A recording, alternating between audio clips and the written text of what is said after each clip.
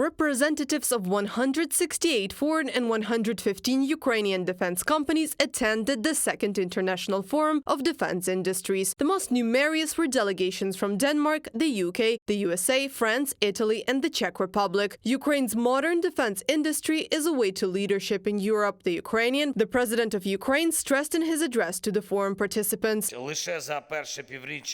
In the first half of this year alone, Ukraine produced 25 times more ammunition for artillery and mortars than in entire 2022. The total number of drones that we are now able to produce annually in Ukraine is 4 million, and more than 1.5 million have already been contracted. We are already using a completely new class of Ukrainian weaponry, the Palianytsia long-range drone missile. Our other types of long-range drones are also working, as well as maritime drones. Our new ballistic missile has been successfully tested. Everyone can see how our Neptune missiles work. We are making artillery, from 15 to 12 Bogdana self-propelled howitzers every month.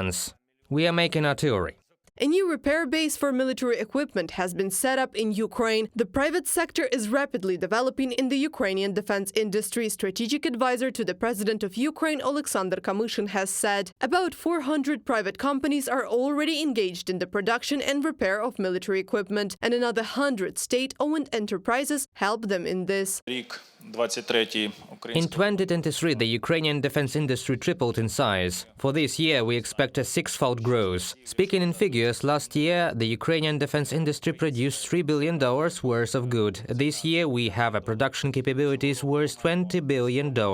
Ukraine produces more artillery units per month than any other country in the world, Ministry of Strategic Industry of Ukraine has said. However, funds are needed to increase production and fully utilize the domestic production capacity, and foreign investors are helping in this matter. Over the past year, we have already invested $4 billion in our economy and our production. A significant part of this is investment in military equipment and its development. As of today, we will only increase this figure. Ukraine today, in my opinion, is a great opportunity for all, not only armorers of the world, but also for the business, the investment in this industry. Our experience cannot be underestimated, because we are directly learning the lessons from the battlefield. We can react quickly and make fast decisions to improve and implement new technologies. Denmark is one of the leaders in investing in the Ukrainian defense industry. Copenhagen has already financed 18 Ukrainian-made artillery units. A few days before the opening of the Second International Forum of Defense Industries, the Danish Minister of Defense, together with the Minister of Defense of Ukraine and Minister for Strategic Industries of Ukraine, signed a protocol of intent to continue cooperation in strengthening defense support. This time we're talking about investments worth almost 600 million euros.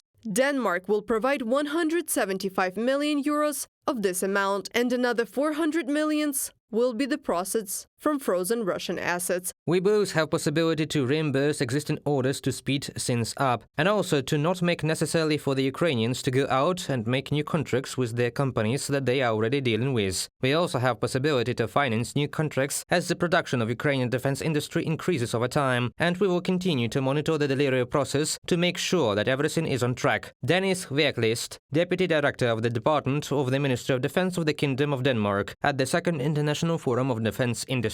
Defense companies from the USA, Great Britain, France, Poland, and the Czech Republic are also developing defense cooperation with Ukraine. Each company finds its own niche. For example, the British company BAE Systems, which was one of the first to open an office in Ukraine after Russia launched the full-scale invasion, has focused on repairing damaged military equipment. However, as a representative of the company noted, they are not going to stop there and plan to expand their efforts to support the Ukrainian state. The equipment has to be maintained closer to the front line. It is difficult to transport everything to neighboring countries. I think this was a good strategy to start with, but in the long term there needs to be a lot of collective discussion about moving maintenance equipment within the country. We'd also like to move the maintenance of the M777 howitzers to Ukraine and then hopefully build them locally. Christian Sear, CEO of BAE Systems at the Second International Forum of Defense Industries. Within the framework of the Second International Forum of Defense Industries, the participants signed about 20 agreements, including on the production of drones, armored vehicles, and ammunition. Reported by Anastasia Tarnavska, Nikita Skoblikov, UATV News.